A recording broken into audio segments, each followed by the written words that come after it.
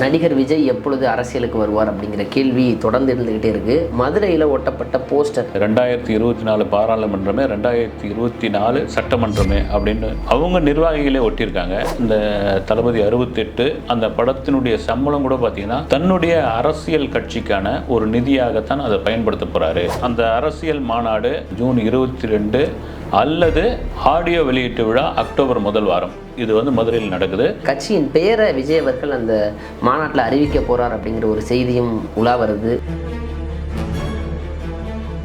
சில மூத்த ஐஏஎஸ் அதிகாரிகள், ரிட்டையர்மெண்ட் ஆனவங்க, அரசியல் கட்சி பிரமுகர்கள், இலக்கியவாதிகள், பேச்சாளர்கள் இவங்ககிட்டலாம் ஒவ்வொன்றா கேட்டுக்கிட்டு வராருன்ற ஒரு தகவல் இருக்கு. தளபதி 68க்கான எதிர்பார்ப்பு எகிரி இருக்கு சார். அந்த திரைப்படத்துடைய விஜயோட சம்பளம் வந்து 200 கோடி அப்படின்னு சொல்லப்படுது. 200 கோடிக்கு வாய்ப்பு இல்லை எனக்கு தெரிஞ்சு. பார்த்தீங்கன்னா வந்து STR 48 ஒரு போர் வீரனா நடிக்கிறதுக்கான வாய்ப்பு நிறைய இருக்கு. அதுதான் வந்து அந்த படத்துடைய லைன் அப்படின்ற ஒரு விஷயம். ரஜினிக்கு சொன்ன கதை தான் அப்படியே ஓகே பண்ணியிருக்காரு சிம்பு. அதையும் கமல் வந்து அக்செப்ட் பண்ணிட்டார். ரஜினிகிட்டையும் அது ஒரு NOC வாங்கி வந்துட்டாரு. எனக்கு தான் பண்ணணும்னு அவசியம் கிடையாதுன்னு அது ரஜினியோட பெருந்தன்மை. ஒருவேளை பொன்னியின் செல்வன்ல தன்னுடைய வாய்ப்பு போயிருச்சு அப்படிங்கிற காரணத்தினால இந்த போர் வீரன், தற்காப்பு கலை இது சார்ந்த ஒரு திரைப்படத்தை சிம்பு சூஸ் பண்ணியிருக்கலாமா? அறம்நாடு நேயர்களுக்கு வணக்கம். இன்று நம்முடைய இருப்பவர் செய்யார் பாலு அவர்கள். சார் வணக்கம் சார். வணக்கம். நடிகர் விஜய் எப்பொழுது அரசியலுக்கு வருவார் அப்படிங்கிற கேள்வி தொடர்ந்து இருந்துகிட்டே இருக்கு. அதை நிரூபிக்கும் விதமா மதுரையில் ஒட்டப்பட்ட போஸ்டர், அதை கவனிச்சிங்களா? அதுவும் வருகின்ற பாராளுமன்றமே அந்த 2026 சட்டமன்றமேன்னு போட்டிருக்காங்க. இது விஜயோட அனுமதியோட நடக்கிற செயல்னு எடுத்துக்கலாமா? என்ன சார் அந்த போஸ்டருடைய அர்த்தம் என்ன சார்? இல்லைங்க, ஒவ்வொரு நடிகரும் வந்து தமிழ்நாட்டில் கொண்டாடக்கூடிய ஒரு நகரம் வந்து குறிப்பாக வந்து ரஜினியில் துவங்கி அஜித்லேருந்து முன்னணி நடிகர்களுக்கு வந்து அப்படி ஒரு மதிப்பும் மரியாதையை கொடுக்கக்கூடிய ஒரு ஏரியா வந்து மதுரை தான். அந்த போஸ்டர் நானும் பார்த்தேன். வந்து உண்மையில் 2024 பாராளுமன்றமே 2024 சட்டமன்றமே அப்படின்னு அவங்க நிர்வாகிகளே ஒட்டியிருக்காங்க. விஜய் வந்து அரசியலுக்குள்ளே நுழைய வராரு அப்படின்னு சொல்லியிருந்தீங்க. ஏறக்குறைய வந்துட்டார். உள்ளே வந்து அதற்கான வேலைகள்லாம் நடக்க ஆரம்பிச்சிருச்சு. நம்ம ஆரம்பத்திலே இதை சொல்லியிருந்தோம். நம்ம அதற்கான காரணம் மறுபடியும் சொல்கிறது என்னென்னா, இந்த உள்ளாட்சி தேர்தல் தந்த அந்த வெற்றி, அந்த கொண்டாட்டம் தான். அது கூட நிறைய பேர் வந்து ட்ரோல் பண்ணியிருந்தாங்க. ஏங்க சுயேட்சை கூட 100 பேர் ஜெயிச்சுட்டு போயிடுவான்னு. ஆனால் ஒரு ரசிகர் மன்றத்தை மக்கள் இயக்கமாக மாற்றி அந்த மக்கள் இயக்கத்திலிருந்து ஒரு 100 பேர் வந்திருக்காங்கன்ற ஒரு பெரிய உற்சாகம் தான். அதனால தான் பார்த்திங்கன்னா வந்து அந்த அரசியல் மாநாடு ஜூன் 22 அல்லது ஆடியோ வெளியீட்டு விழா அக்டோபர் முதல் வாரம் இது வந்து மதுரையில் நடக்குது.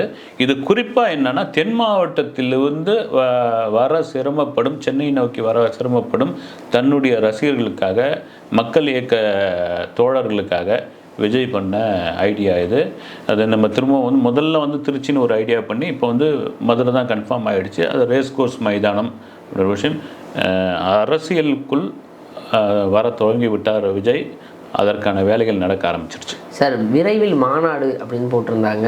மதுரையில் மாநாடு பட டைரக்டரோட அடுத்த படம். அது இல்லாமல் அரசியல் கட்சியுடைய தன்னுடைய கட்சியின் பெயரை விஜய் அவர்கள் அந்த மாநாட்டில் அறிவிக்க போகிறார் அப்படிங்கிற ஒரு செய்தியும் உலா வருது. உண்மைதானா சார்? 2 விதமாக இருக்குது. ஒன்று வந்து நடக்கலாம். மேபி வந்து இவ்வளோ தூரம் வந்தாச்சு, ஒரு கட்சியோட பேரை நம்ம வந்து மக்கள் இயக்கம்னு எவ்வளோ நாள் சொல்லிகிட்டு இருக்குது. அனௌன்ஸ்மெண்ட் பண்ணிவிடுவோம், அதை ரெஜிஸ்டர் பண்ணியிருக்கலாம், இது பண்ணிவிடுவோன்னு. சரி, இவ்வளோ சீக்கிரம் ஏன் அப்படின்ற ஒரு விஷயம் இருக்குது. 2 விதமான வாய்ப்பு நிறைய இருக்குது.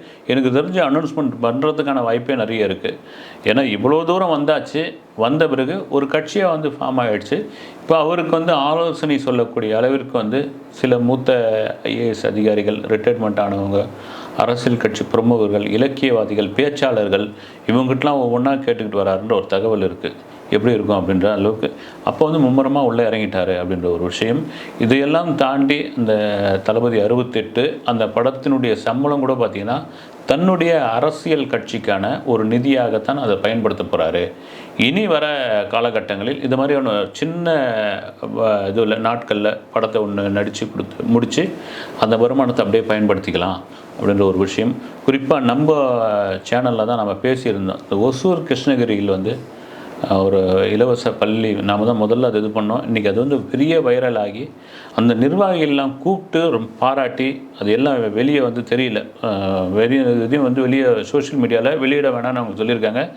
அந்த இவ்வளோ காலம் செலவு பண்ண அந்த நிதியெல்லாம் பார்த்திங்கன்னா வந்து நானே தரேன், இனி வரத்தில் உங்கள் 10 காசு நீங்கள் எதுவும் செலவு பண்ணாதீங்க, என்ன வேணுமோ கேளுங்க நான் செய்கிறேன்ற அளவுக்கு வந்து மிக மும்முரமாக வந்து விஜய் உள்ள அரசியல் களத்துக்குள்ளே இறங்கிட்டார். ஓகே சார், இப்போ அரசியலில் நேரடியாக வரப்போகிறார் அப்படிங்கிறது உறுதியாயிருச்சு.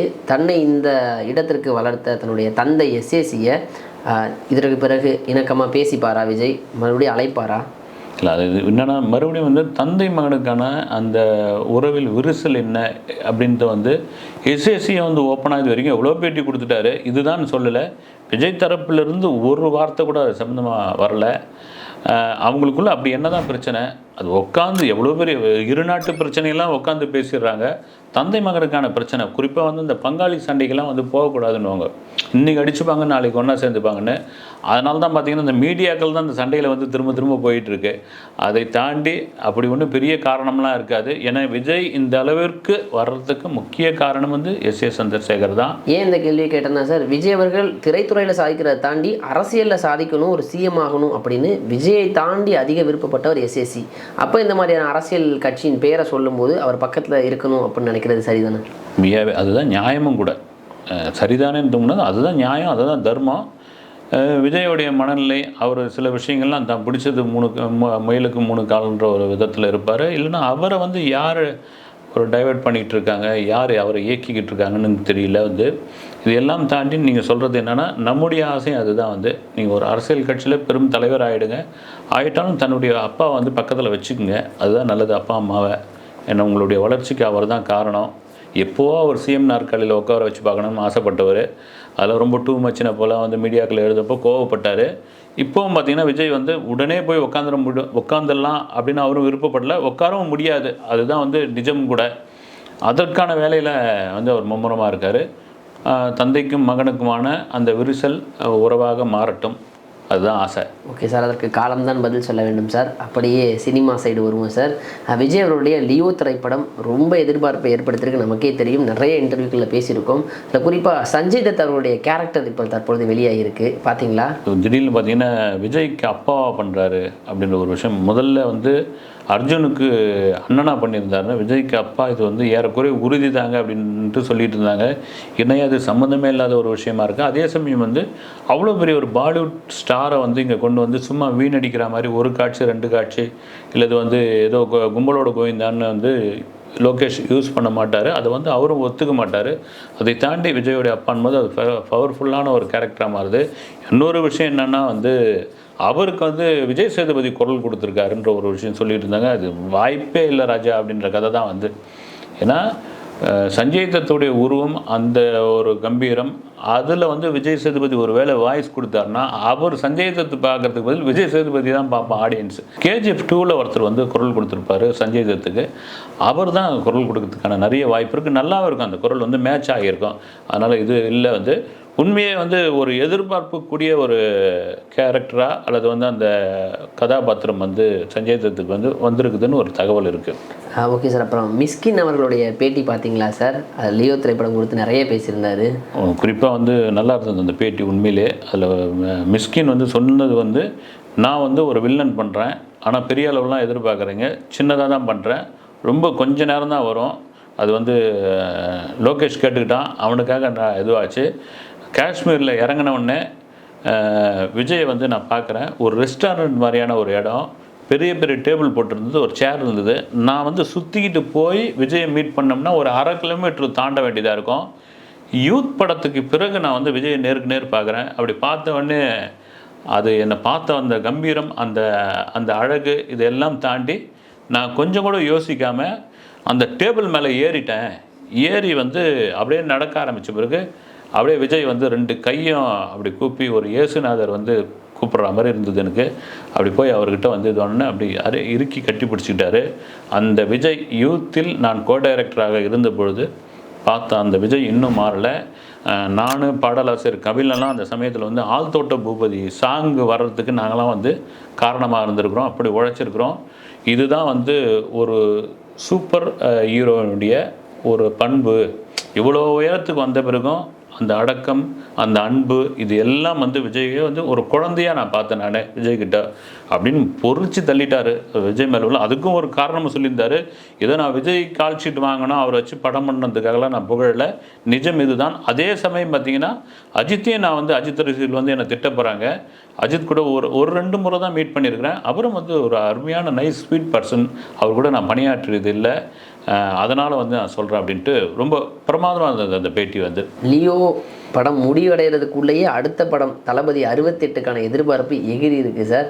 அந்த திரைப்படத்துடைய விஜயோட சம்பளம் வந்து 200 கோடி அப்படின்னு சொல்லப்படுது. அது மட்டும் இல்லாமல் கதாநாயகியாக ஒருத்தங்கிட்ட பேசிக்கிட்டு இருக்காங்க அப்படின்னு ஒரு செய்தி வெளியாக இருக்குது. அது குறித்து சொல்லுங்கள் சார். ஆமாம், 200 கோடிக்கு வாய்ப்பு இல்லை எனக்கு தெரிஞ்சு. பார்த்தீங்கன்னா வந்து ஏன்னா 120லேருந்து 130ன்னு வந்திருக்காரு. 150 கோடி அப்படின்றது தான் வந்து நியாயமான சம்பளமும் கூட. அது வந்து அதை தான் வாங்குவார் மேபி. ஒரு சமயம் ஏஜிஎஸ் மகிழ்ச்சியில் வந்து இன்னொரு 50 கோடி சேர்த்து கொடுத்தாலும் கொடுக்கலாம்.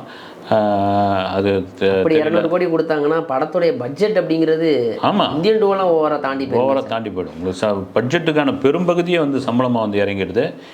இதை தாண்டி வியாபாரம்னு ஒன்று இருக்குது. என்னதான் இருந்தாலும் அதை தாண்டி வந்து கண்டென்ட் வந்து பேசணும். ஏன்னா நீங்கள் வந்து படம் ரிலீஸ் ஆகிறதுக்கு முன்னாடி ஒரு படத்தை என்ன வேணாலும் சொல்லலாம். ரிலீஸுக்கு பிறகு அதன் ஒரு ரிசல்ட் வந்து ரசிகர்களுடைய கையில் தான் இருக்குது.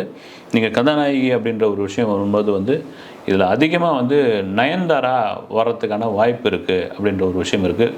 என்னென்னா ஏற்கனவே பண்ண பிகில் படத்தில் வந்து பண்ணியிருப்பாங்க. இப்போயே நயன்தாரா ஏஜிஎஸ் கிட்ட ஒரு சின்ன ஒரு ஜென்டில்மேன் அக்ரிமெண்ட் மாதிரி படம் பண்ணிங்கன்னா நாங்கள் பண்ணுறோம் அப்படின்னு ஏஜிஎஸ்க்கு நயன்தாரா வச்சு படம் பண்ணக்கூடிய அந்த வாய்ப்பு இல்லாத போது இப்போ கரெக்டாக விஜய் உள்ளே வராரும்போது நயன்தாரா இருக்கலாம். நயன்தாராவோட கால் ஷீட் ஒரு வேளை ஏதாவது குளறுபடிகள் ஏற்பட்டதுன்னா அடுத்த ஆப்ஷனை வந்து மாளவிகா மோகனன் அப்படின்ற ஒரு விஷயம் மாஸ்டர் ஜோடி இதில் வரத்துக்கான நிறைய வாய்ப்பு. இப்போ தங்கலாலில் வந்து சம்பவம் பண்ணிக்கிட்டு இருக்காங்க. நல்லாயிருக்கும் அந்த பேர் திரும்ப வந்தால். ஒன்று நயன்தாரா இல்லைனா மாளவிகா மோகனன். சார், அப்படியே சிம்பு அவர்களுடைய 10 தல திரைப்படம் வந்துச்சு. எந்த மாதிரியான வெற்றி பெற்றது உங்களுக்கு தெரியும். அடுத்த திரைப்படம் மிகப்பெரிய அளவில் பெரிய பொருட்செலவில் ரெடியாக காத்திருக்கு சார், தேசிங்க பெரியசாமியோடைய இயக்கத்தில். அந்த திரைப்படத்துக்காக சிம்பு அவர்கள் நிறைய ட்ரைனிங்லாம் கஷ்டப்பட்டு எடுக்கிறாரு அப்படின்னு செய்திகள் வெளியாக இருக்கே, அது உண்மைதானா? உண்மைதான். வந்து STR 48 ராஜ்கமல் ஃபிலிம்ஸ் தயாரிப்பு பெரிய அளவில் ஒரு 150 கோடி ரூபாய் பட்ஜெட்டில் அந்த படத்தை எடுக்க போகிறாங்கன்ற ஒரு விஷயம். இதுக்கு முன்னாடி பார்த்திங்கன்னா அந்த தாய்லாந்தெல்லாம் போய் தற்காப்பு கலையெல்லாம் கற்றுக்கிட்டு வந்தால் அது மிஸ்கின் படத்துக்கெல்லாம் சொல்லிட்டு இருந்தாங்க.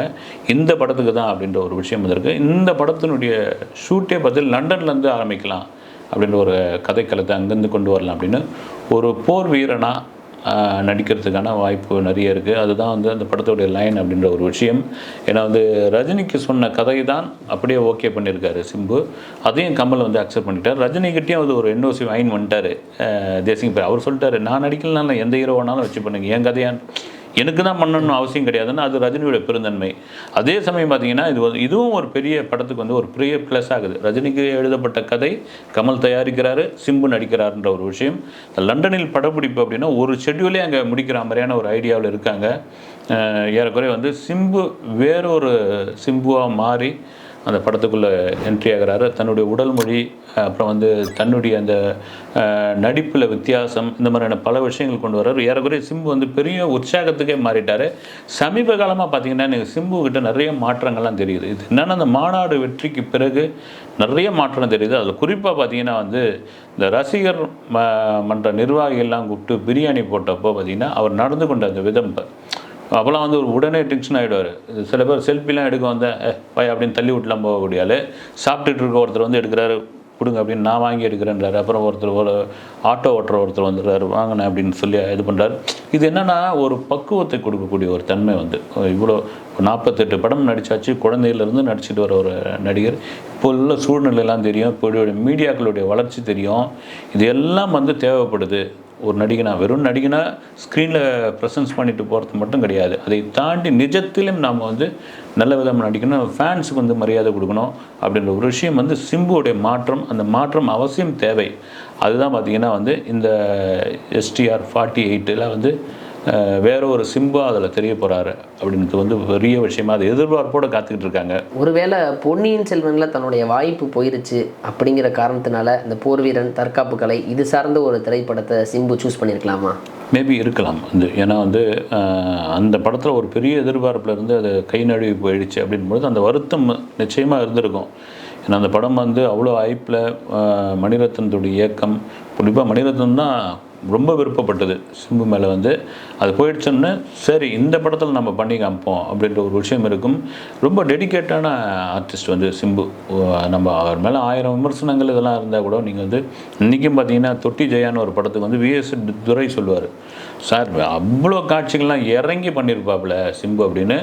ஒரு இயக்குனருக்கான ஒரு நடிகர் தான் அவர். இப்போ சில சமயங்களில் அது மாதிரியான பிரச்சனைகள் அந்த சின்ன வயசு தெரியாத வயசு இல்லைங்களா, அதில் வந்திருக்கணும். இப்போ திரும்ப சொல்கிறது என்னென்னா, ஒரு பக்குவப்பட்ட சிம்பு ஒரு பக்குவப்பட்ட அருமையான ஒரு கதையில் நடிக்கிறார். அந்த படத்திற்கு பிறகு சிம்புவுடைய இந்த சினிமா கேரியரை வேறு விதமாக மாறுறதுக்கான நிறைய வாய்ப்பு இருக்குது. இது கோலிவுட் தகவல் இது. ஓகே சார், இந்த STR 48 வந்து நடிகைக்கான தேர்வு நடந்துக்கிட்டு இருக்கு அப்படின்னும், அதில் ஒரு நடிகை வந்து STR கூட இந்த படம் பண்ணலை அப்படிங்கிற மாதிரியான செய்திகள் வெளியாச்சு சார், அது உண்மைதானா? உண்மைதாங்க. அது வந்து நான் கூட முதல்ல சொன்னேன், இந்த தீபிகா படுகோனே தான் அது வந்து நடித்தா என்ன இருக்குது, சம்பளம் தானேன்னு ஒரு விஷயம். அந்த சம்பளத்தில் தான் பிரச்சனையாக வந்திருக்குது.